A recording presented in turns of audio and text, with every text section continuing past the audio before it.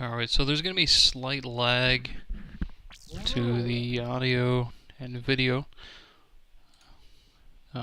Maybe. Anyways, my name's Kazane. Or, sorry, my name's not Kazane. My alias that I use online is Kazane. And a few of you who are watching this might know me on the forums. And if you do know me, you know that I've been scripting a lot for Star Wars Galactic Battlegrounds. So I'm quite invested right now in like AI battles in the Star Wars Galactic Battlegrounds. And I finally got the right software to upload an AI battle onto YouTube. And I realized it probably, to those who play Star Wars, it might be quite boring, and to those who don't even play Star Wars, it might be confusing and boring. So I thought I'd provide a little bit of commentary for it. And so, yes. So right now what we have here is a 2v2. One of the AIs I have been editing very recently, Elite Kazane. Elite, I don't put the term elite on there as in like elitism. It was just a cool name I thought up. It's like almost back in 2006 when I first started making it, so it was just a cool name at the time. But anyways, I've got 2v2 here with Elite Kazane and TCU3. Elite Kazane I set on random civilization. I can see it can play all 8, about the same. And then TCU can only play, is limited to 2 civs right now. It can only play 2. The developer kind of faded away after 2009, I think, around that time period. But it only plays the Confederacy or the Trade Federation, and right now I have it set to the Trade Federation. It's a 2v2 Trade Federation versus Confederacy and Galactic Empire, it turns out. Describing the two AIs, TCU3, he likes to, the script likes to build up its units, tries to, it'll hit tech level 2 at the same time any of the other AIs will, but it'll build up a lot of units in tech level 2, you know, nice mass of troopers, mounted troopers, grenade troopers, and anti-air, depending on what tech level you're in. And if you're watching the video, you hear the spamming right now, the AI trying to get the Sith apprentice with the holocron to the temple. But he'll mass up a bit of units and then hit tech level 3 and then try to immediately build a fortress, and that's what the AI is meant to do. His is set to build multiple fortresses, build multiple unique units. So when he's Confederacy, it's, you know, the Geonosian warriors. The Federation is the destroyer droids. Well, so his strategy is to get some heavy destroyer droids and then attack and wipe you out. There's 2 weaknesses to TCU. I haven't exploited them with my scripts, but my script does exploit it sometimes with the way it plays. But that is, he doesn't train enough anti-air some of the time, and he doesn't build enough siege, or he doesn't count siege when he attacks. So he'll attack with a massive units, and if he hits 2 or 3 fortresses, well, doesn't mean anything because they'll get pushed back or whittled down, and then there'll be nothing left. But his AI, or her AI, TCU is quite strong, especially on a team game. Well, mostly on a team game, because even if it doesn't pick up holocrons, which can sometimes make or break AI battles, it'll trade up to 30 cargo hovercraft. And so, as you may know, destroyer droids cost a lot of Nova. So it produces quite a bit of destroyer droids, and it can indefinitely produce them. And if you've played long enough, you know how strong heavy destroyer droids can be, especially with their self-shielding. They also do extra bonus damage versus other mechs, versus Jedi. So I've done tests before. destroyer droids can actually take out an assault mech, if I remember correctly. And but for the same cost, you can get 2 assault mechs for 5 destroyer droids, for the same Nova cost anyway. And so the assault mechs will barely win. So it's destroyer droids either need to be if you're thinking, if you've taken the fact that they're created indefinitely, you know, you need to be making some assault mechs or maybe some like advanced bombers. They take out destroyer droids in I think 4 to 5 hits. Royal Crusaders, elite Royal Crusaders aren't too bad with battle armor. It's 500 HP basically. Now destroyer droids, a little known fact about them. I think heavy destroyer droids do about 45 damage versus mounted troopers. Around that area, 45, 46 damage total. I'm sorry, bonus damage. So total bonus damage. That doesn't include their actual attack damage versus the armor that's on the mounted troops. And they do 30 damage versus 30 bonus damage versus the troop class. And to give a little background about EKv3 or about his playstyle is that right now I've only got like 2 or 3 strategies added onto it. One is where it'll purposely try to get holocrons. It'll try to get a Jedi out as fast as possible. And tech level 2, just pick up a holocron or 2 or try to get all 5. And another one's the strike mech rush, and another one's a mounted trooper rush, which is it's definitely not optimized. It can definitely be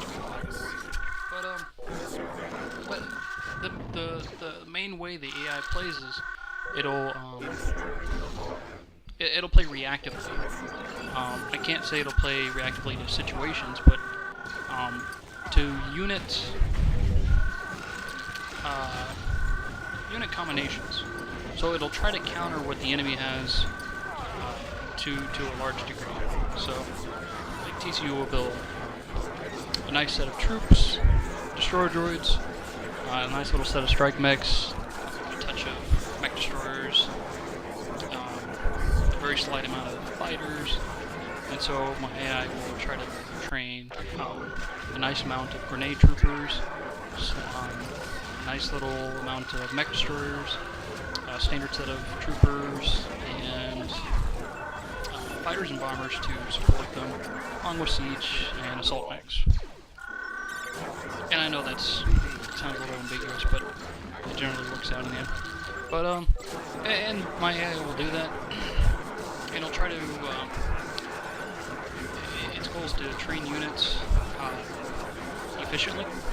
So for AIs, it's they can't handle expensive units very well because of the targeting system. You can't say, hey, take all the mech destroyers and only target strike mechs, or hey, take the assault mechs and target bunched up groups of troopers or bunched up groups of units. You can't do that. So to train expensive units for AIs, they generally don't work well, especially if they have a lower firing rate, like artillery or like grenade troopers.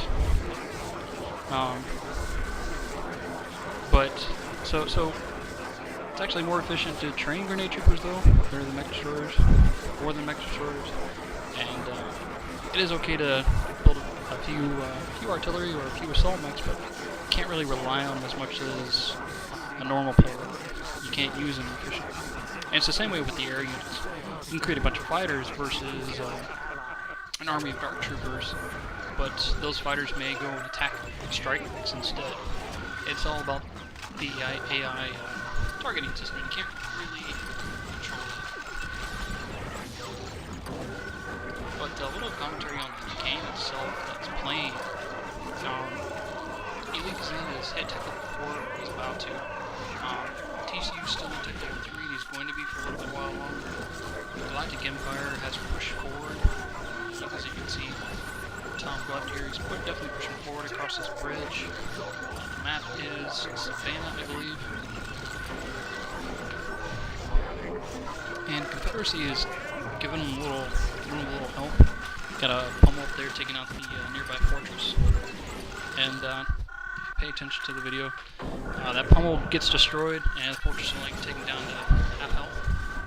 And then eventually another pummel comes up and takes it down. And then eventually another fortress gets put up right next to the water bridge. But it's a bunch of back and forth. The actual game lasted a full 2 hours. Elite Kazane won in the end, as you can see there. They're both in tech level 4. And so Elite Kazane has been scripted to sit in his base for about 4 minutes after hitting tech level 4 and just kind of build up resources, train units up to pretty much max population, and then start researching a bunch of tech level 4 techs. Try to gain an upper hand, research it all at once, and then start producing units again. The general TCU seems to be a little different, but like it has like Ferox, I know Elite Kazane, and quite a few AI scripts over for the AOK game. A lot of them will count military population versus military population. Well, all military population, all military units are counted as single population. Single population. None of them were counted as 3 or 2. They're all counted the same. So it's blindly saying, hey, this guy has 25 soldiers, but we don't know if they're strike mechs. It could be 25 strike mechs, could be 25 assault mechs, or it could be 25 troopers. But the AI will generally say, hey, I've got 10 more units than my enemy does. I think I have a military advantage, I'm going to attack. Sometimes it doesn't work out, especially with the weight of destroyer droids. And here we have TCU, he's moving out the top right. Now, a bit of word on the holocrons. Both Elite Kazanes have the full set of holocrons on the map, I think. I think TCU might have picked up 1, but there's definitely at least 2 between both Elite Kazanes, and like I said, it can make or break a game, especially games that last longer than like hour 15 minutes. That's usually when you're starting to see the Nova run out on the map. It all depends though. Some AI mine less Nova, some AI mine more Nova. TCU definitely is one of the type that mine more. And as you can see here, TCU is actually attacking with that nice group of destroyer droids. They actually, right when he's attacking, they become heavy destroyer droids.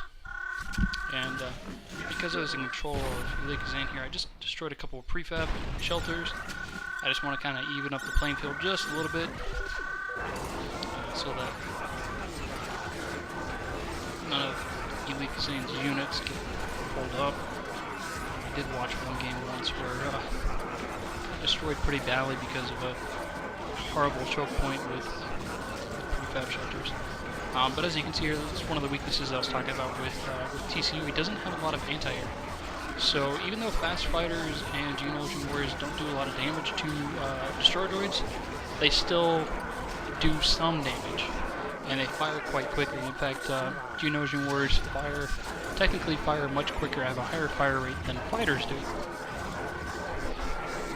So it's definitely a factor. And plus, he split up half his army. You didn't see another half of his army, made of mostly heavy troopers, walked across the bridge there to attack the Galactic Empire. And so the Confederacy has the droid upgrade right now. He's got looks like full war center research on his troops, getting close there with his mechs. And the Galactic Empire has repeater troopers. I believe he has heavy strike mechs at this point. Sometimes these upgrades definitely make or break a game. Heavy mech destroyers and heavy strike mechs. They'll make or break a game, especially longer ones. Because sometimes they don't even matter when you just mass up one army against another. If you have the wrong unit combination, it's game over.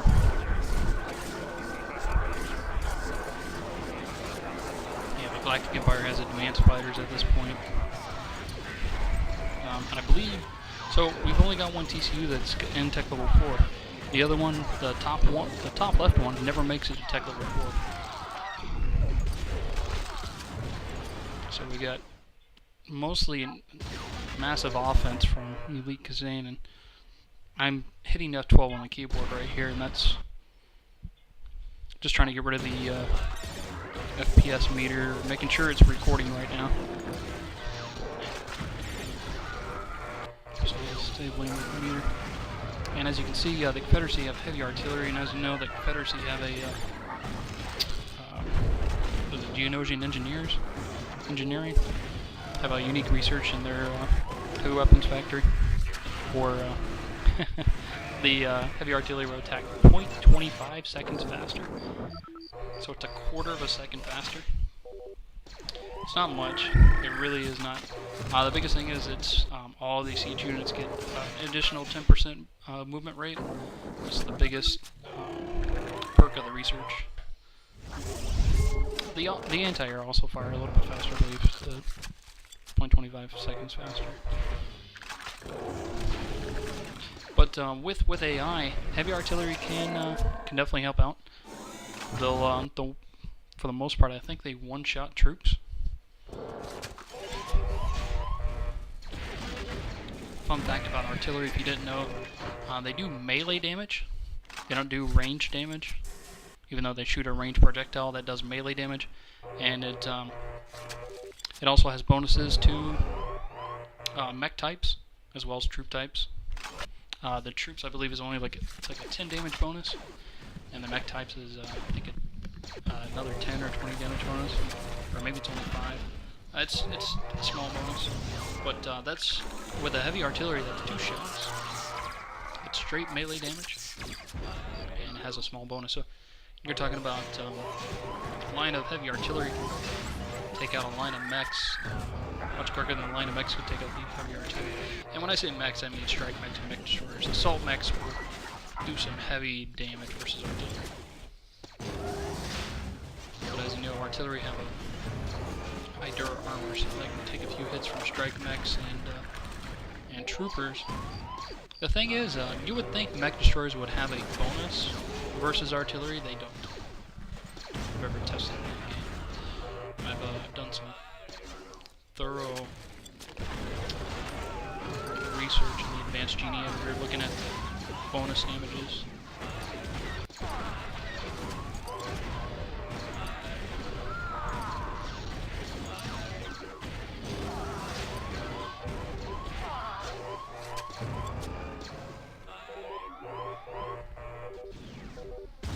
So we're nearly 70 minutes into the game. TCU, as you can see, has heavy artillery. I've got my Confederacy scripted to train some acolyte if food is abundant and the enemy has troops. Acolyte do a surprising amount of damage versus troops for 150 food. The only thing is they're considered a predator, and a lot of units have. I shouldn't say a lot of units, but a decent amount of units have bonus damages versus predator units. They fall kind of quickly, basically. Anything. Mostly strike mechs.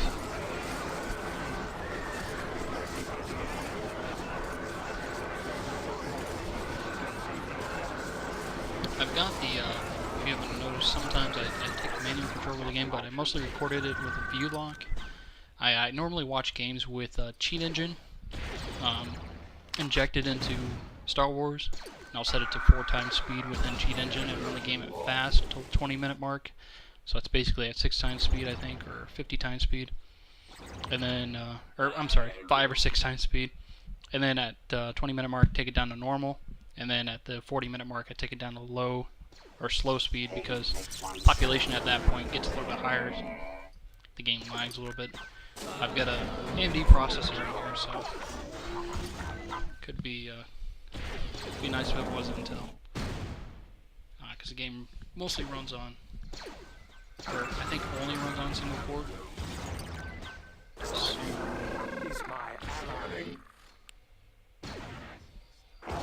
and right now, I think during this shot, I think I realized that I had it set, had like Firefox in the background with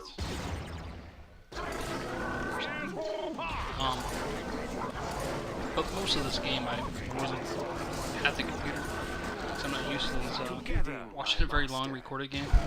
Usually a test game will last me maybe 10-15 minutes, as opposed to, really being hour and a half, hour and a half. So I step away quite often away from it.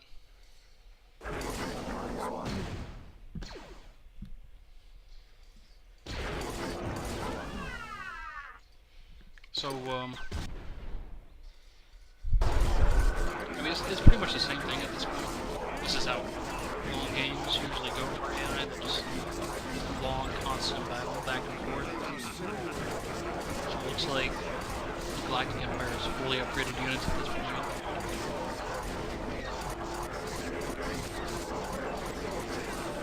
Really nice combo. That's what it is about Star Wars versus AOK. You're going to find a more larger combination of units in Star Wars than AOK. In AOK, you only need, like, especially with AI battles, you can make 2 or 3 units, a combo of two or 3 units, and pretty much win the game with Star Wars. It's only going to happen early game or very late game.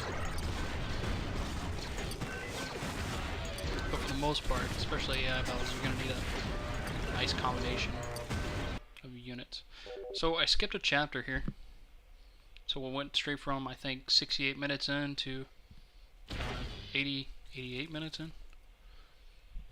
And clicking around, I'm looking at Galactic Empire's army. He's had a few Sith Masters, so he's got a few of TCU's buildings here. 2 troop centers, a war center, a mech center, look like. And showing off the cannons, heavy artillery, and heavy assault mechs, Dark Trooper Phase 2s, all upgraded units. I'm kind of proud of that because a long time ago I used to get excited over my AI researching upgraded units because it almost never happened. So I get giddy sometimes like a schoolgirl. But they're eventually, he definitely wiped out the TCU's base. TCU, that's something I didn't mention about his the script's strategy is that builds a lot of defensive buildings, especially for the units. You know, so he'll build anywhere between 3 to 6 fortresses, and he'll build tons of turrets, anti-air and regular turrets, and he will upgrade them as far as possible. And as you can see, though, TCU is actually still within the game. The opponent that did have his base wiped out, he actually built a base inside of TCU and built a spaceport so they can still get that cargo hovercraft income there, which is kind of important to his destroyer droid army.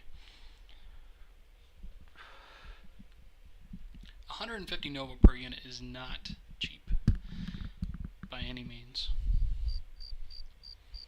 But I did take a check here, did take a look here, and apparently he's only got 22 population. The TCU that survived, it's still only in tech level 3.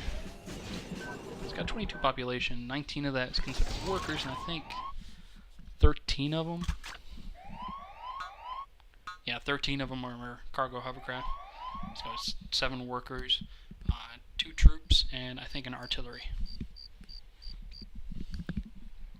So yeah. Helping out quite a bit.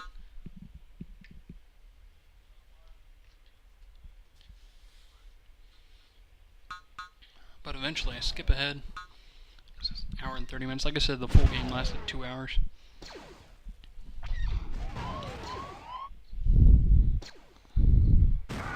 But some of the other games, usually Kazane will not grab the holocrons. We'll miss out on that. And especially if he doesn't do any early attacks, he will definitely get wiped out by TCU. Especially if it's a team attack. In other games, Elite Kazane will be an air civilization, and so that'll be a very large impact on the AI battles. Because like I said, TCU doesn't build quite enough air units, anti-air units. So, especially Rebel Alliance, grab a few air speeders, and it's pretty much game.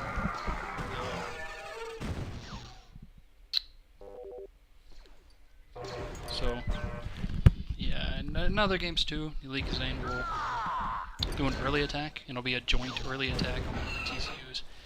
Wipe them out early, and then they'll move on to the other one, and pretty much wipe him out You either wipe them out before they hit tech level 4, or they'll do it right after hitting tech level 4. Now, of course, he puts up a pretty good fight with all the defense that he builds. And I skipped another chapter here again. So it's an hour and 56 minutes into the game at this point. The Confederacy's got heavy assault mechs, heavy mech destroyers, and surprisingly, TCU at the top here. He's got like mech factory, troop center. Well, not the one here where they're attacking, but to the left over here. Come on. He's got a little bundle of production buildings up there. There we go. 2 mech factories, a troop center, and I think that's a war research center. And then south of that, there's an ore processing center. And I think the game ends right when they start attacking the ore processing center versus taking out those production facilities. I thought it was kind of weird. But then at the end here, I do keep the game, or they keep the recording up while I'm on the score screen. Just wanted to show a couple comparisons. I want you to mainly look at units killed versus units lost. That ratio. Look at total army count. Look at relic, Nova recovery, trade amount. Timetable, and you see the timetable, you'll see why the other TCU fell quite quickly to the Galactic Empire.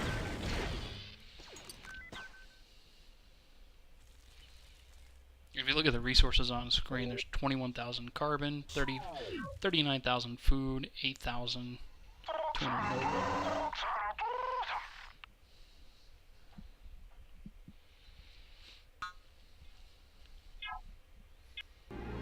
And also, I want you to look at the tech uptime.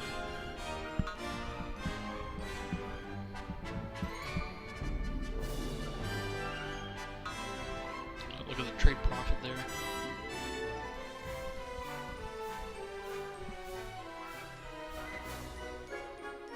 And then the tech uptime. There's quite a bit of difference. If you watch, TCU does stay in tech level 2 for quite a while. I guess there's not that much of a difference. Okay. Nova. Nearly 10,000 for both of the Kazanes.